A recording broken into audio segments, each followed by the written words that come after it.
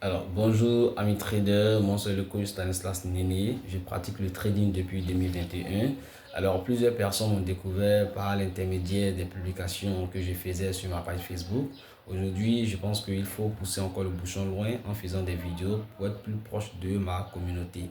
Alors, de quoi allons-nous parler avec ma communauté sur ma chaîne YouTube? Nous allons parler des réalités du trading. Il faut comprendre que le trading prend en compte trois réalités.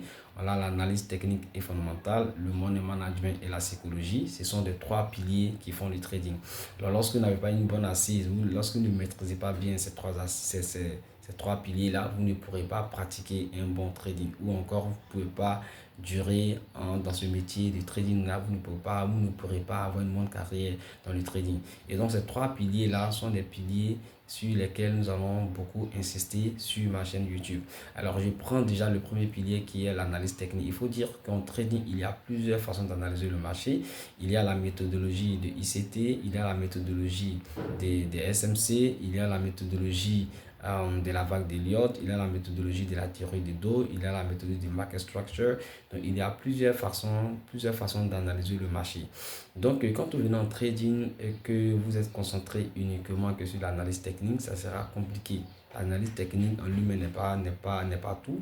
Et généralement, c'est l'erreur que font les débutants, y compris moi-même à mes débuts. C'est l'erreur qu'on faisait. On se disait que l'analyse technique était l'alpha et l'oméga, était tout en trading. Non, l'analyse technique n'est pas tout en trading. Alors, donc, il faut maîtriser les trois piliers vraiment du trading pour être très bon dans le trading. Au niveau de l'analyse fondamentale, là, ce sont les annonces économiques. Voilà, voir déjà ce qui se passe, l'actualité dans le monde.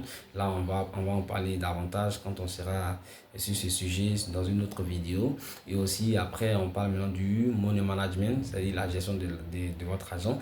Lorsque vous aurez un compte de trading, vous allez mettre de l'argent sur votre compte de trading. Et c'est à partir de l'argent qui est sur votre compte de trading que vous allez trader. Alors, l'argent qui est sur votre compte de trading constitue votre carburant. Ça veut dire que si vous n'avez plus l'argent sur votre compte de trading, vous ne pourrez plus trader. Donc, à vous maintenant de savoir utiliser votre argent, à vous maintenant de savoir risquer votre argent sur les marchés financiers. En règle générale, il est demandé au trader de risquer entre 1 à 2% de son capital par trade. Au cas où il prend une perte, il a toujours la possibilité de continuer à trader. Parce qu'il faut le dire, le trading, ce n'est pas uniquement que les gains, il y a aussi les pertes. Donc, les pertes faisant partie du jeu.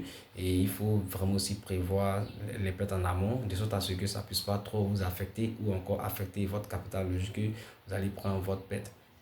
D'accord. Après cela, on a la psychologie. La psychologie aussi, qui est un aspect très important, qui est même l'ossature du trading, parce que tout ce que vous allez faire, si vous n'avez pas une bonne psychologie, vous ne pourrez pas mener à bien votre activité de trading. Le trading n'est pas basé uniquement sur l'analyse technique ou le management.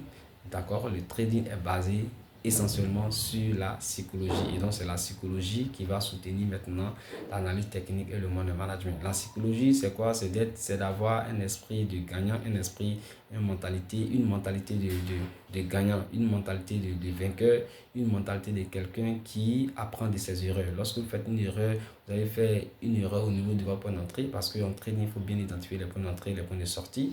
Lorsque vous avez fait une erreur sur un point d'entrée issu ou sur un point de sortie, vous devez après analyser, chercher à comprendre qu'est-ce qui a marché et qu'est-ce qui n'a pas marché. Au lieu d'abandonner le trading, au lieu d'abandonner la formation, vous devez chercher à mieux comprendre ce qui a marché et ce qui n'a pas marché. Et donc, je pense qu'on aura le temps d'en parler plus longuement sur ma chaîne YouTube, et toutes les questions que vous voudrez poser sur les trading. En tout cas, les questions seront les bienvenues. Je suis toujours là pour répondre aux questions que vous allez laisser dans les commentaires. Ok, donc d'ici là, je pense que je vais vous laisser, et puis on aura le temps d'échanger encore sur des vidéos à venir. C'est juste une présentation, c'est juste une manière de me présenter. À vous, c'est la première vidéo que je fais sur ma chaîne YouTube. Et donc, ceux qui me suivaient depuis longtemps sur ma page Facebook, je leur dis maintenant que je suis sur Facebook, je suis sur YouTube maintenant. On peut maintenant ici interagir. S'il y a les sujets que vous voulez que je développe, je peux développer. Maintenant, s'il y a un point de vue à donner, vous les laissez dans les commentaires.